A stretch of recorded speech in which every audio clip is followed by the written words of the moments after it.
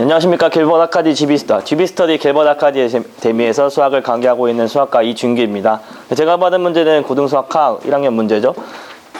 이번 문제이고, 문제를 보시면 집합 x와 집합 y에서 함수로의 집합 x에서 y로의 함수 f가 다음 조건을 모두 만족하고 있습니다. a 빼기 b 플러스 c 최대값을 구하시오 라고 되어 있고, 첫 번째 조건 보시면 f는 1대1 대응이다. 1대1 대응에 대해서 조건을 좀 따져봐야겠네요. 그리고 집합 x의 임의의 원소에 대하여 fx가 ax제곱 플러스 bx 플러스 c이다. 단 a는 양수. 이렇게 문제가 주어져 있습니다. 저는 이제 대상을 고등학교 1학년 2등급 이상의 아이들을 대상으로 한번 문제를 풀어보도록 하겠습니다.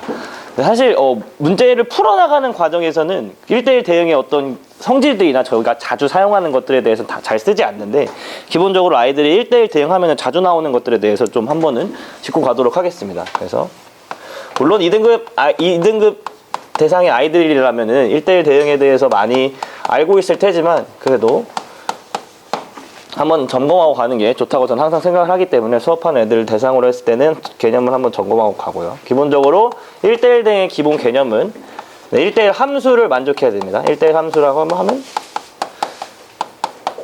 1대1 함수의 정의도 간단하게 써보면, x1과 x2가 같지 않을 때 최인 선생님 뒤에 혹시 무슨 문장이 들어가야 될까요? 네,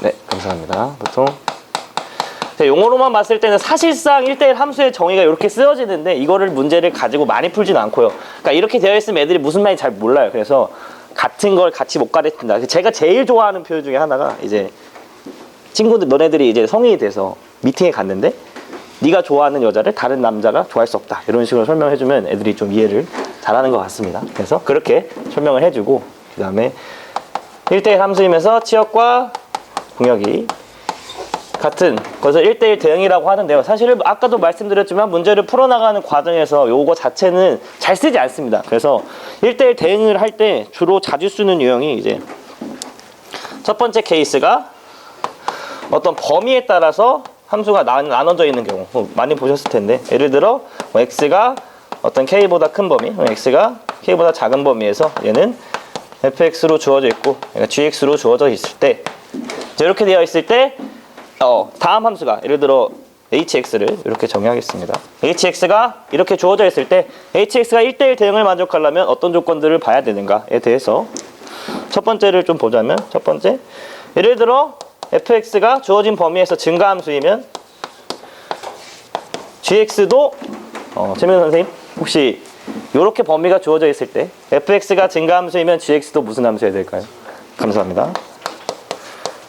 증가함수해야 된다. 이런 조건을 쓸 수가 있고, 두 번째로 만약에 중요한 이 hx의 범위가 어떤 함수 전체 범위가 실수 전체 영역에서 범위가 잡혀 있다면, 저희가 보통 문제를 풀 때는 물론 g에다가 k를 대입할 수는 없지만 범위가 만족하는 범위가 k가 안 들어가기 때문에 이런 식으로 해서 중간에 빈 공간이 없어야 된다. 이렇게 문제를 많이 풀도록 하고 있습니다. 그래서 두 개를 이용해서 이제 범위를 구하거나 혹은 뭐 연립반정식을 풀어서 미지수를 구하는 그런 방법들을 많이 사용하고 있는데, 이런 거 한번 잡아주고 가면 좋을 것 같습니다. 근데 문제 푸는 과정에서는 뭐 크게 쓰진 않아서 일단은 체크 포인트는 이 정도로 잡고 문제를 풀어 나가도록 하겠습니다.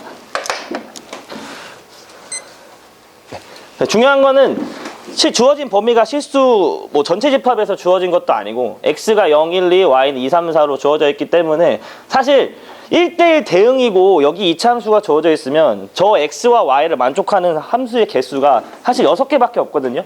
0이 가리킬 수 있는 게 3개, 1이 가리킬 수 있는 게 2개, 2가 가리킬 수 있는 게 하나. 그래서 사실 등급이 낮은 아이들 같은 경우에는 하나씩 해봐라, 시간 남으면은. 그래서 6개 그냥 케이스에서 하나로 하는데, 그거는 또 오래 걸리기 때문에 저는 지금 나올 수 있는 치역의 가능성이, 먼저 fx가 이렇게 주어져 있기 때문에 저희가 대입할 수 있는 x의 범위가 0과 1과 2가 있습니다. 따라서 x가 0일 때 함수값을 좀 조사해보면 얘는 c가 되겠고, 자, x가 1일 때는 a 더하기 b 더하기 c, x가 2일 때는 4a 더하기 2b 더하기 c, 이렇게 될 수 있고, 자, 얘네가 각각 1대1 대응이기 때문에 2랑 3이랑 4를 가리켜야 됩니다. 따라서 뭔지 모르기 때문에 얘네를 y1, y2, y3라고 하겠습니다. 당연히 y1, y2, y3는 2, 3, 4 셋 중에 하나고요. 동시에 겹칠 수 있는 게 나오면 안 됩니다. 자, 그래서 얘를 조금씩을 변형해서 이 첫 번째 있는 이 식을 얘를 여기와 여기에 대입해 보도록 하겠습니다. 그래서 정리를 좀 해보시면 a 더하기 b는 y2 빼기 y1 이렇게 하나가 나오겠고, 그 다음에 4a 더하기 2b는 y3 빼기 y2. 자, 얘를 이제 b를 소거하기 위해서 감사합니다. y1.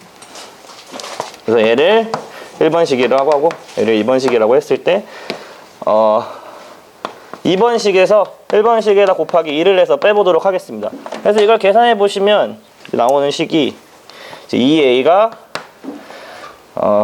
뭐죠? y3 더하기 y1 빼기 2y2 요렇게 나오는, 제가 계산을 해왔는데 요렇게 나오는 걸로 알 수가 있습니다. 자, 이걸 왜 구했냐면 저희가 처음에 a가 양수라는 조건이 있거든요. 그러면은 이 값 자체가 양수가 돼야 되기 때문에 물론 2a도 양수가 돼야 되고 얘가 0보다 커야 됩니다. 근데 아까도 말씀드렸지만 y1, y2, y3가 될 수 있는 건 2, 3, 4 중에 하나예요. 그럼 얘가 양수가 되려면 y1이 될 수 있는 가능성이 얘가 y2가 될 수 있는 가능성이 2밖에 없습니다. 만약에 y2가 4나 3이 돼버리면 y3랑 y1을 더했을 때 만족할 수, 요게 양수가 나올 수가 없거든요. 그래서 요 조건에 의해서 따라서 y2가 2야겠구나.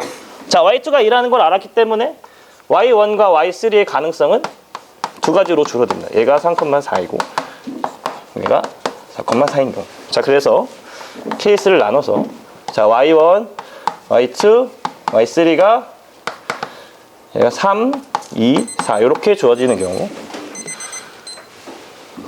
그 다음에 y1, y2, y3 얘가 이제 4, 2, 3인 경우.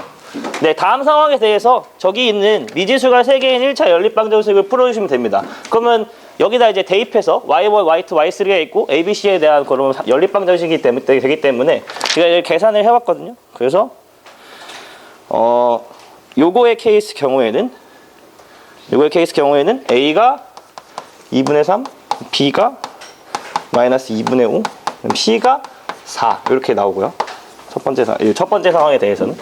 두 번째 상황에 대해서는 a가 2분의 3이고 얘가 b가 마이너스 2분의 7이고 그 다음에 죄송합니다. 마이너스 2분의 7이고 c가 이게 4가 됨을 알 수가 있습니다. 그래서 a 빼기 b 플러스 c의 최대값이 여기서 계산되거든요. 그래서 얘를 제가 계산을 해왔는데 계산 뭐 두 개 해보는 건 어렵지 않으니까 2등급 아이들한테는 그래서 계산하시면 결과가 2분의 3 이건 얼마 안 걸리니까 같이 해보도록 하겠습니다. 더하기 4 해서 9. 그래서 a 빼기 더하기 c의 최대값이 9가 나옴을 알 수가 있습니다. 그래서 출제 빈도와 난이도를 좀 설정해 보도록 하겠습니다.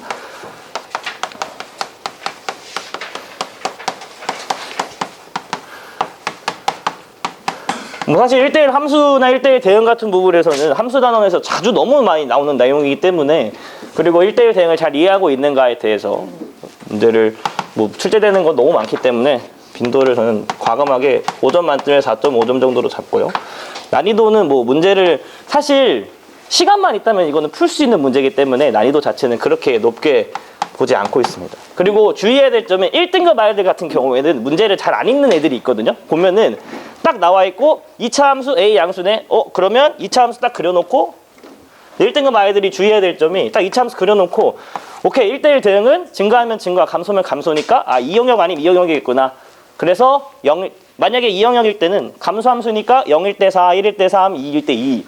이 영역일 때는 증가함수이구나. 0일 때 2, 1일 때 3, 2일 때 4. 대입했는데 답이 안 나오거든요. 그럼 못 푸는 거네 넘어가 하는 경우가 있을 수도 있습니다. 그래서 이런 거 만약에 증가하거나 감소하거나 감소라 이런 함수로 이렇게 접근할 때는 반드시 주어진 영역이 전체 실수 영역에서 대해서 조건을 만족할 때 이런 스킬들을 쓰는 거지 1등급 아이들이 이렇게 그냥 문제를 대충 보고 해석하지 않도록 좀 주의를 해주고 있습니다.